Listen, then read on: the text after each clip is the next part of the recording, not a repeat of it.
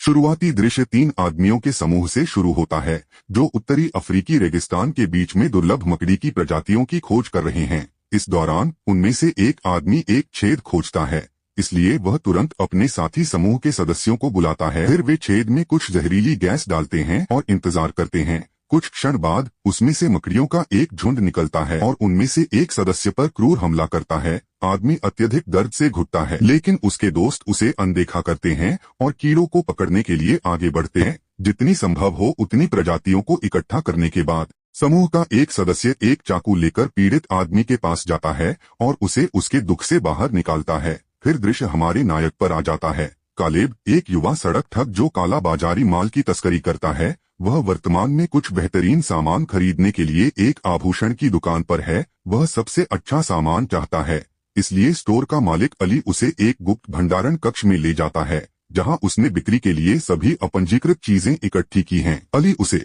अच्छी बालियों का एक सेट दिखाता है, लेकिन कालेब की नजर कीमती जीवों के संग्रह पर टिकी होती है। वह पहले दृश्य में दिखाई गई दुर्लभ मकड़ी से विशेष रूप से मोहित हो जाता है, इसलिए वह उसे गहने के साथ घर लाने का फैसला करता है। जाने से पहले अली उसे बेहद जहरीली मकड़ी के बारे में चेतावनी देता है, उसे बहुत सावधान रहने की सलाह देता है।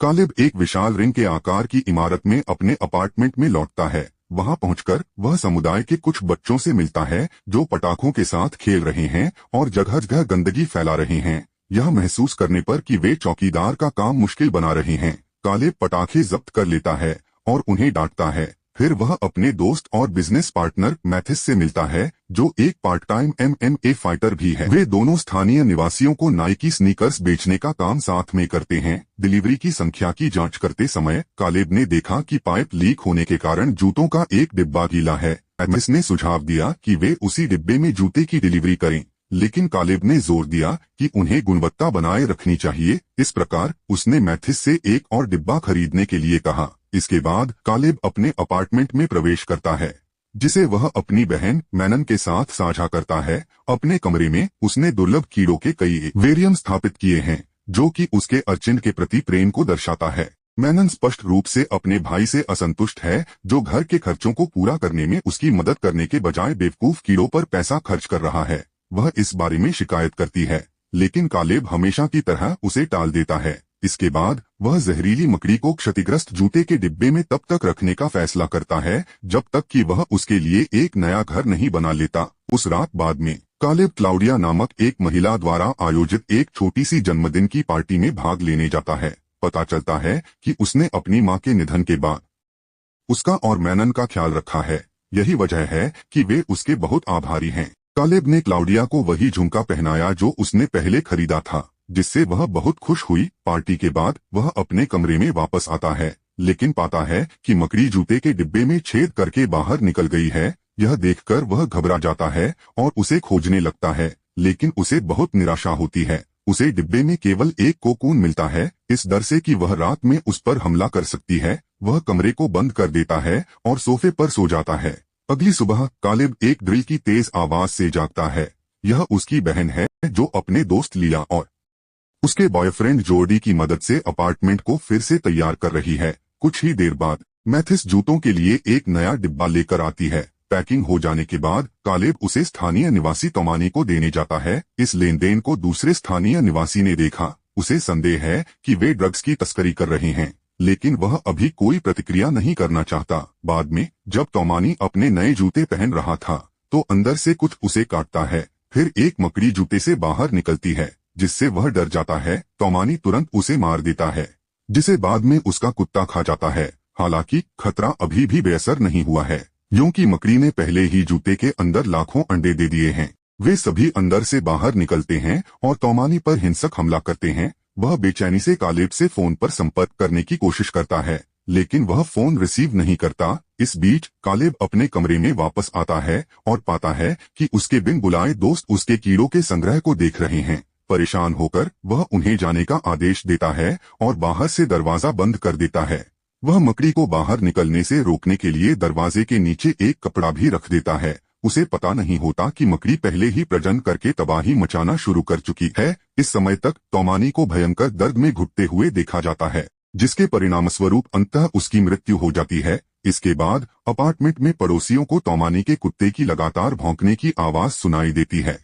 फिर वे उसके कमरे के बाहर इकट्ठा होते हैं और दरवाजा खटखटाते हैं। जब तौमानी जवाब नहीं देता तो वे दरवाजा खोलते हैं, लेकिन देखते हैं कि उसका बेजान और खून से लथपथ शरीर फर्श पर पड़ा है। इसके तुरंत बाद पुलिस ने घटनास्थल को अपने नियंत्रण में ले लिया। कुछ देर तक जगह की जांच करने के बाद वे शव को प्लास्टिक की थैली में लपेटते हैं और पोस्टमार्टम के लिए ले जाते हैं। इसके बाद निवासी तौमानी के कुत्ते को लेकर कालेब के कमरे में स्थिति को समझने के लिए इकट्ठा होते हैं। इस दौरान पहले के स्थानीय निवासी कालेब को दोषी ठहराने की कोशिश करते हैं, यह दावा करते हुए कि उसने पहले तौमानी को ड्रग्स बेची थी। हालांकि जॉर्डी का दावा है कि शरीर पर सीरिंज के कोई निशान नहीं है, इसलिए यह निश्चित रूप से ड्रग ओवरडोज का मामला नहीं है। दूसरी ओर चौकीदार बेसमेंट की सफाई कर रहा है। जब उसने देखा कि सभी एयर वेंट मकड़ियों और उनके जालों से ढके हुए हैं, वह उन्हें मिटाने के लिए बग स्प्रे का इस्तेमाल करती है, लेकिन इससे वे वेंटिलेशन सिस्टम में और भी गहराई तक चले जाते हैं।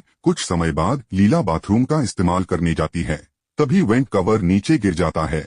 वह उसे वापस लगाने की कोशिश करती है, लेकिन गलती से फिसलकर गिर जाती है। उठते समय लीला ने देखा कि एक तौलिया धीरे धीरे हिल रहा है। जैसे ही वह उसे उठाने के लिए आगे बढ़ती है, एक मकड़ी अचानक उस पर कूद पड़ती है, जिससे वह बुरी तरह डर जाती है। इसके बाद वह तुरंत उसे शॉवर में बंद कर देती है और मदद के लिए अपने बॉयफ्रेंड को बुलाती है। जॉर्डन शुरू में मकड़ी को एक गिलास में कैद करने का फैसला करता है, लेकिन यह देखने के बाद कि यह कितना बड़ा है, वह इसे मारने का फैसला करता है। वह मकड़ी को तौलिए से ढक देता है और बार बार उस पर पैर रखता है। यह सोचकर कि यह मर चुका है, वह तौलिया उठाता है, लेकिन उसे यह देखकर आश्चर्य होता है कि मकड़ी कई छोटे छोटे आकार में विकसित हो चुकी है। फिर दोनों जल्दी से बाथरूम को बाहर से बंद कर देते हैं और भाग जाते हैं। इसके बाद हर कोई कलेब की ओर मुड़ता है और सच्चाई की मांग करता है। उनका मानना है कि वह सारी अराजकता के लिए जिम्मेदार है। कोई विकल्प न होने पर वह अंततः स्वीकार करता है कि उसने एक छोटी मकड़ी खरीदी थी जो अपने बॉक्स से भाग गई थी, केवल कोकून को पीछे छोड़ गई थी। फिर जॉर्डी बॉक्स का निरीक्षण करने के लिए आगे बढ़ता है, लेकिन जैसे ही वह इसे खोलता है, उसे तुरंत इसे बंद करना पड़ता है। पता चलता है कि बॉक्स अब मकड़ियों से भरा हुआ है। इस बीच चौकीदार तहखाने की सफाई करना जारी रखता है। जब वह छत पर मकड़ी के जाले का एक गुच्छा देखता है, उत्सुकता से वह छत पर एक वेंट खोलता है। केवल कई मकड़ियों को अपना जाल बनाते हुए पाता है। उनके खतरे से अनजान महिला एक साथ 2 जहर के डिब्बे छिड़कती है और यह देखने के लिए ऊपर चढ़ जाती है कि क्या हुआ। हालांकि लचीली मकड़ियां अभी भी जीवित हैं और वे तुरंत उस पर हमला कर देती हैं। कालेब के अपार्टमेंट में वापस आकर जॉर्डी ने सुझाव दिया कि वे इमारत खाली कर दें और अधिकारियों को समस्या की सूचना दें। हर कोई सहमत हो जाता है, लेकिन जाने से पहले कालेब और मैथिस अपने बाकी पड़ोसियों को सूचित करने का फैसला करते हैं। फिर वे दोनों घर घर जाकर उन्हें आसन्न खतरे के बारे में चेतावनी देते हैं, जबकि बाकी लोग कालेब के कमरे में इंतजार करते हैं। हालांकि उनके प्रयास व्यर्थ साबित होते हैं, क्योंकि कोई भी उन्हें जवाब नहीं देता। वे अंततः क्लाउडिया के कमरे में पहुंचते हैं और दरवाजा खुला पाते हैं। जैसे ही वे अंदर जाते हैं, वे उसे टीवी के सामने सोते हुए पाते हैं। कालेब उसे जगाने के लिए आगे बढ़ता है, लेकिन वह उसके शरीर से मकड़ियों को निकलते देखकर डर जाता है, जिससे पता चलता है कि वह पहले ही मर चुकी है। इस बीच जॉर्डी ऑनलाइन पढ़ता है कि कुछ मकड़ी की प्रजातियां अपने शिकारियों को बेअसर करने के लिए अपनी मां से 10 गुना बड़ी हो सकती हैं। तभी उन्हें रसोई से आती हुई आवाज सुनाई देती है। वे जांच करने जाते हैं और चौंक कर देखते हैं कि मृत कुत्ते के पेट से एक बहुत बड़ी मकड़ी निकल रही है। बहुत बड़ा खतरा महसूस करते हुए जॉर्डी, लीला और मैनन तुरंत इमारत छोड़ने का फैसला करते हैं। कालेब और मैथिस दालान में उनके साथ शामिल हो जाते हैं और समूह बाहर निकलने की ओर बढ़ता है। जब वे मुख्य द्वार को विशाल मकड़ियों से ढका हुआ पाते हैं, तो वे बेसमेंट पार्किंग स्थल से बाहर निकलने की योजना बनाते हैं, लेकिन दुर्भाग्य से पार्किंग स्थल से पहले वाली गली में ही मकड़ियां रहती हैं। जब समूह भागने के लिए विचार विमर्श करता है, कालेब कमरे में लाइट बल्ब के लिए टाइमर सेट करता है। यह तब होता है जब वे देखते हैं कि लाइट चालू होने पर मकड़ियां हिलना बंद कर देती हैं। इस जानकारी के साथ मैनन एक योजना बनाती है। वह पीछे रहने और टाइमर स्विच को तब तक दबाए रखने का फैसला करती है जब तक कि समूह गली पार नहीं कर लेता। कालेब अपनी बहन को पीछे छोड़ने में हिचकिचाता है, लेकिन वह उसे आश्वासन देती है कि वह उन्हें पकड़ लेगी। इसके बाद मैनन स्विच पकड़ता है, जबकि बाकी लोग अपने हुड पहनते हैं और सावधानी से मकड़ियों और उनके मोटे जालों के बीच से अपना रास्ता बनाते हैं। एक बार जब वे दूसरी तरफ पहुंच जाते हैं, तो मैनन टाइमर को सबसे लंबी सेटिंग पर सेट करती है और अपने समूह की ओर भागती है। लेकिन जैसे ही वह गली के अंत के करीब पहुंचती है, रोशनी चली जाती है, जिससे वह रुक जाती है। मकड़ियां धीरे धीरे उसे घेर लेती हैं और ऐसा लगता है कि वह अपनी मौत को देखने जा रही है। हालांकि कालेब ठीक समय पर पहुंचता है और उसे अपनी ओर खींचता है। हालांकि वे सुरक्षित रूप से गली को पार करने में कामयाब हो जाते हैं, लेकिन वे बाहर नहीं निकल पाते क्योंकि दूसरी तरफ से पुलिस ने दरवाजा बंद कर रखा है। जब समूह इसे तोड़ने की कोशिश करता है तो पुलिस वाले धुआं बम छोड़ते हैं, जिससे उन्हें फिर से दूसरी तरफ जाना पड़ता है। सीढ़ियों पर पहुंचने पर उन्हें पता चलता है कि जॉर्डी गायब है। कालेब उसे बचाने के लिए जल्दी से गली का दरवाजा खोलता है, लेकिन तब तक बहुत देर हो चुकी होती है। जॉर्डी एक जाल में लिपटा हुआ है और दर्जनों मकड़ियों ने उसे डंक मार दिया है। समूह के बाकी सदस्य फिर एक कमरे में छिप जाते हैं और अपने दोस्त के खोने का शोक मनाते हैं। थोड़ी देर बाद मैथिस को छत पर जाने का विचार आता है ताकि वे पड़ोस से कुछ मदद पा सकें। समूह के सदस्य सोचते हैं कि क्या वे मकड़ियों से लड़ पाएंगे, जिस पर मैथिस कुछ पटाखों की ओर इशारा करते हुए दावा करता है कि वे खुद का बचाव कर सकते हैं। इसके बाद वे पटाखों, फ्लेयर्स और टॉर्चलाइट की मदद से मकड़ियों को भगाते हुए सीढ़ियां चढ़ना शुरू करते हैं। जब उनका सामान खत्म हो जाता है तो कालेब मोलोटोव कॉकटेल पकड़ता है और उसे मकड़ियों की ओर फेंक देता है। इससे उन्हें ऊपर की मंजिल पर भागने का कुछ समय मिल जाता है और वे किसी तरह खुद को ऊपरी मंजिल के कमरे में बंद कर लेते हैं। कुछ ही देर बाद पुलिस कमरे में घुस जाती है और उन्हें हिरासत में ले लेती है। समूह हताश होकर दावा करता है कि वे संक्रमित नहीं हैं,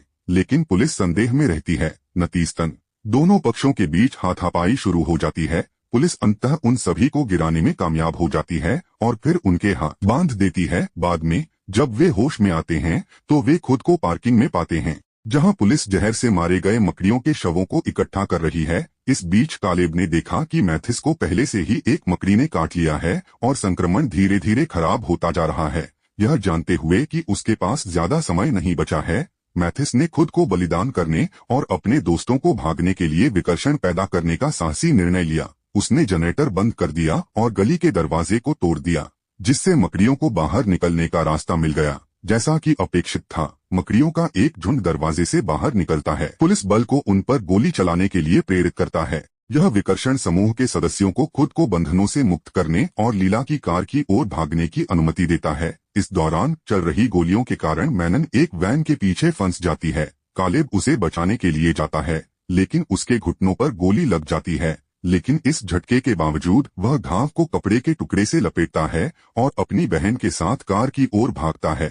फिर तीनों दोस्त कार स्टार्ट करते हैं और पार्किंग स्थल से गुजरते हुए अपने रास्ते में आने वाली हर चीज को टक्कर मारते हैं। वे किसी तरह निकास द्वार तक पहुंचने में कामयाब हो जाते हैं और सूरज की रोशनी देखकर राहत की सांस लेते हैं। अंतिम दृश्य में सभी मृतक लोगों को एक स्मारक पर उनकी तस्वीरें चिपकाकर सम्मानित किया जाता है। इसके अलावा पूरी रिंग के आकार की इमारत को ध्वस्त कर दिया जाता है, जिससे अंदर की सभी मकड़ियां खत्म हो जाती हैं। बाद में हम कालेब को जंगल में बैठे हुए देखते हैं, जब उसकी जैकेट के पीछे एक छोटी सी मकड़ी दिखाई देती है, लेकिन उसे मारने के बजाय वह उसे अपने नंगे हाथों से धीरे से पकड़ता है और उसे झाड़ी की ओर ले जाता है।